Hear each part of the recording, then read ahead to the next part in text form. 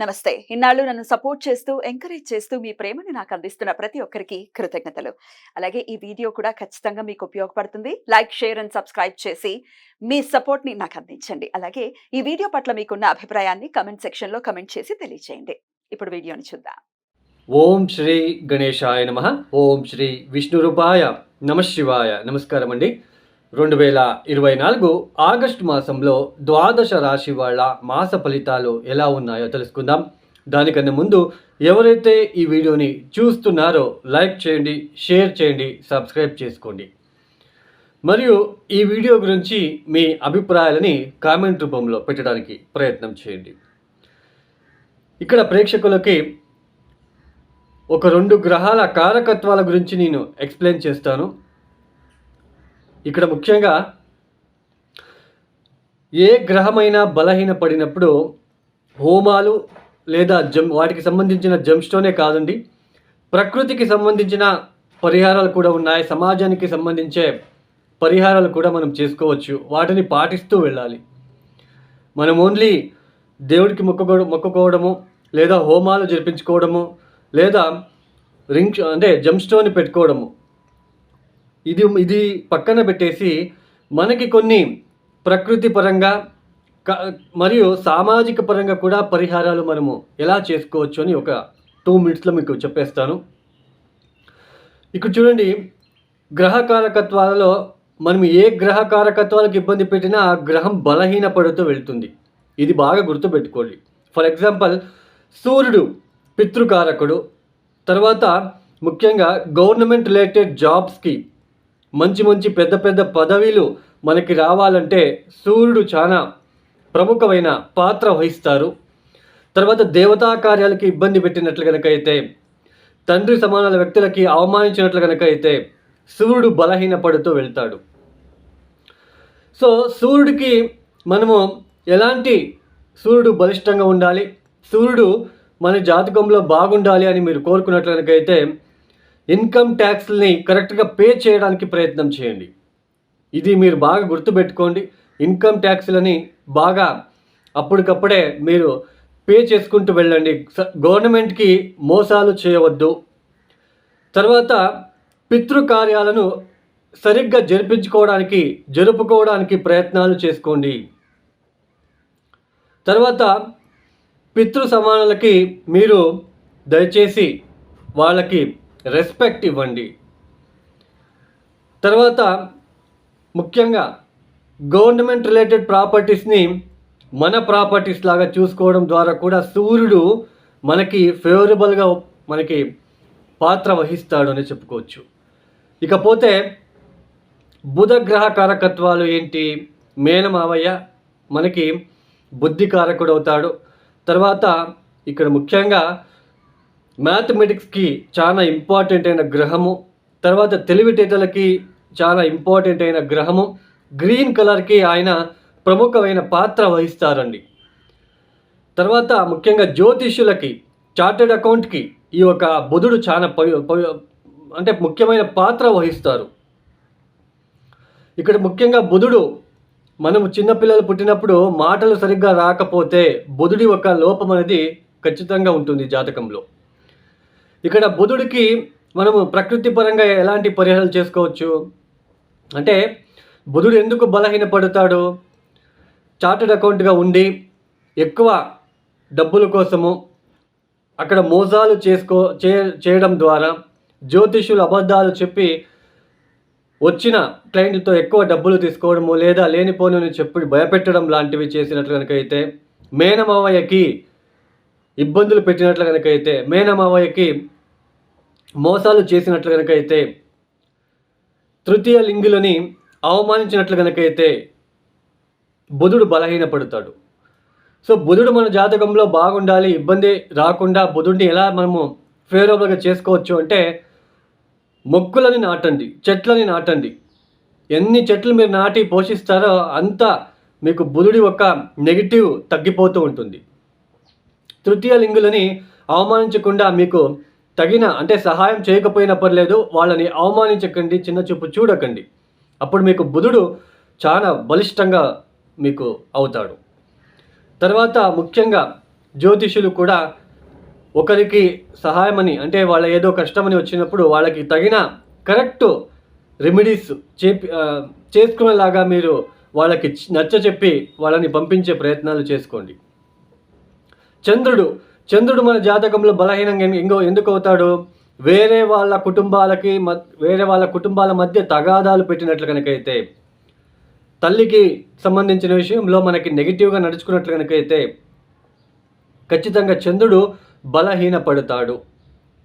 So చంద్రుడికి ఎలాంటి ప్రకృతిపరమైన remedies చేసుకోవచ్చు? నీళ్ళని సేవ్ చేయండి. ఎవరైనా తాగడానికి నీళ్ళు అడిగితే గ్లాసు నిండా ఇవ్వండి, హాఫ్ గ్లాస్ ఇవ్వకండి.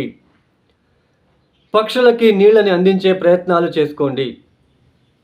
ప్రాణులకు, ఇతర జీవులకు నీళ్ళని అందించడానికి ప్రయత్నం చేయండి. తర్వాత నీటిలో మోసాలు చేయకండి. పాలకు సంబంధించిన విషయంలో, నీటికి సంబంధించిన విషయంలో మోసాలు చేయకండి. ఇలా అండి, జస్ట్ మీకు అర్థం అవ్వాలని మీకు చెప్పాను. ఇకపోతే 2024 ఆగస్ట్ మాసంలో ఏ గ్రహాలు ఏ రాశిలో సంచారం చేస్తున్నారు, వాటి వలన ద్వాదశ రాశి వాళ్ళకి ఎలాంటి ఫలితాలు రాబోతున్నాయో తెలుసుకుందాం. ముఖ్యంగా రాహు మీనరాశిలో సంచారం, కేతు కన్యా రాశిలో సంచారం, శని భగవాన్ వక్రించి కుంభరాశిలో సంచారం, గురువు గారు వృషభంలో సంచారం, కుజుడు ఈ మాసంలో 1వ తేదీ నుంచి 25వ తేదీ వరకు వృషభంలో, తదుపరి మిథున రాశిలో సంచారం, సూర్యుడు ఆగస్టు 16వ తేదీ వరకు కర్కాటక రాశిలో సంచారం, తదుపరి సింహ రాశిలో సంచారం, శుక్రుడు ఆగస్టు 1వ తేదీ నుంచి బుధుడు ఈ మాసంలో ఆగస్టు 5వ తేదీ నుంచి 26వ తేదీ వరకు సింహరాశిలో వక్రించి సంచారం చేయబోతున్నారు. తదుపరి నేర మార్గంలో సంచారాన్ని చేస్తారు. ఇక ఈ గ్రహ సంచారం రీత్యా ద్వాదశ రాశుల వాళ్ళకి ఒకటిగా మనం చూసుకుంటూ వెళ్తాం. ఇక మిథున రాశి వాళ్ళకి 2024 ఆగస్ట్ మాసంలో మిథున రాశి వాళ్ళకి యోగించే గ్రహాలు ఏవి అని తెలుసుకున్నట్లయితే, ఆగస్ట్ 16వ తేదీ తర్వాత మారబోతున్న ఒక్క సూర్యగ్రహ యోగ ఫలితాలు మాత్రమే ఇక్కడ మనము చూడవచ్చు. తర్వాత ఆగస్ట్ మాసంలో 26వ తేదీ వరకు శుక్రుడు యోగిస్తున్నాడు. తర్వాత ఆయన చతుర్థానికి వెళ్ళిపోతాడు. చతుర్థ స్థానంలో శుక్రుడు యోగిస్తాడు, కాకపోతే అది నీచస్థానం. పంచమాధిపతి నీచస్థానంలో ఉండరాదు.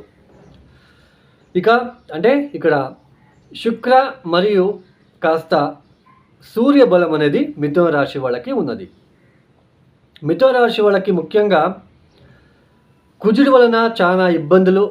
అర్ధాష్టమ కేతు, శని వక్రించారు.